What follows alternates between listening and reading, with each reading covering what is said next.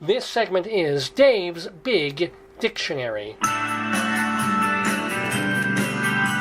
Extra, tell all about it. It's Dave's Big Dictionary.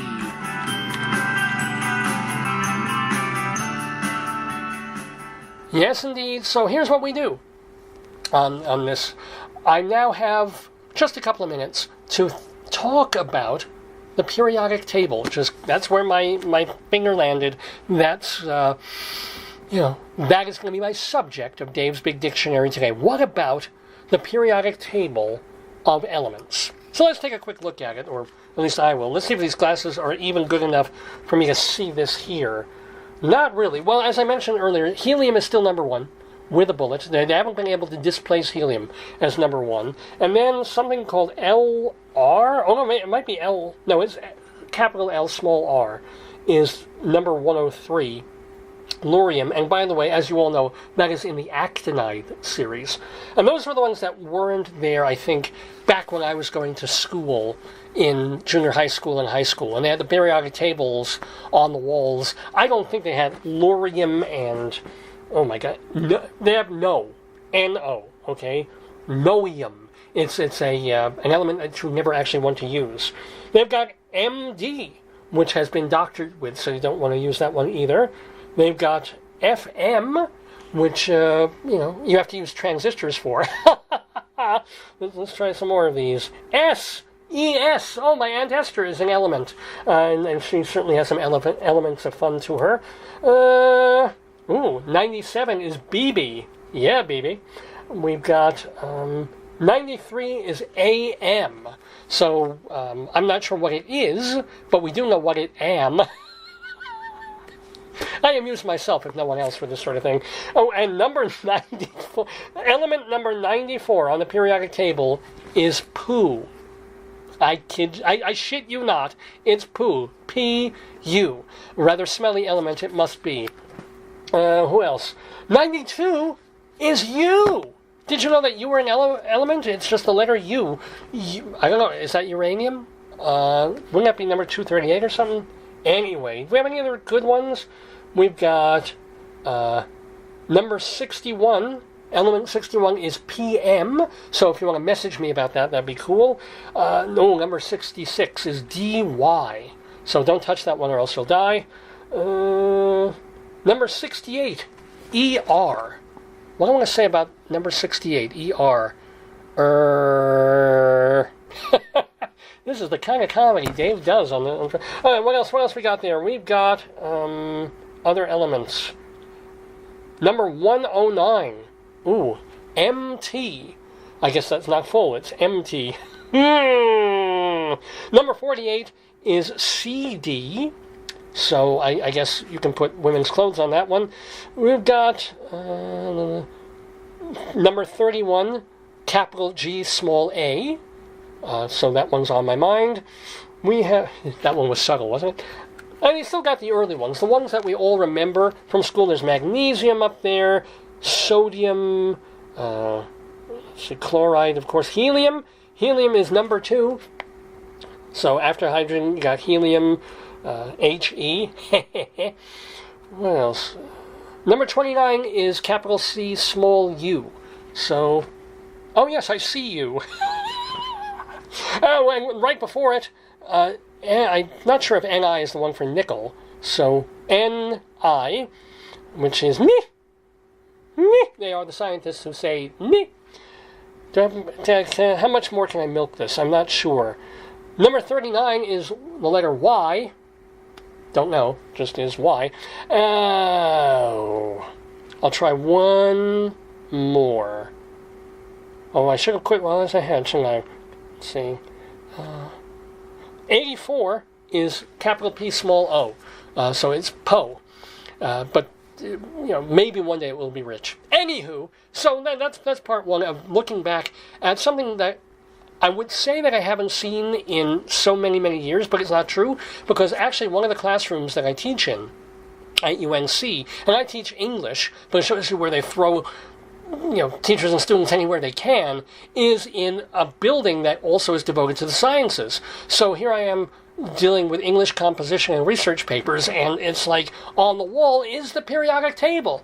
And I was in that room 32 times last spring, just a couple of months ago, and I can't say that I ever really stared at and looked at and checked out the periodic table and said, how many, do they have all 103 or however? It's actually more than that, because the bottom table isn't the last one. The last one is number 112, which is CN. If they match 112CN with number 7N, you have a TV network there.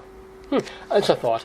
But we all remember, thinking about the periodic table does just make me remember high school and science classes, which even though I don't have the brain for it, I am not a science-related person, and I have no head for the higher mathematics. I didn't, biology was cool, because biology was mostly memorization and how things work, and this part of the body is called this, and that part of the body is... Don't ask me to dissect a frog, not because I'm squeamish about that. I'm squeamish about human blood and shots and stuff like that, but dissecting a frog was just along the lines of, it was dead already. Didn't really mind that much cutting it open. It didn't freak me. And even opening it up and looking inside, it was just like I couldn't follow it. There'd be a diagram on the board, or back then they had these transparencies. And so they'd show what the inside of a frog was meant to look like, what the parts were labeled. And it should correspond to the frog that you have on the lab desk in front of you.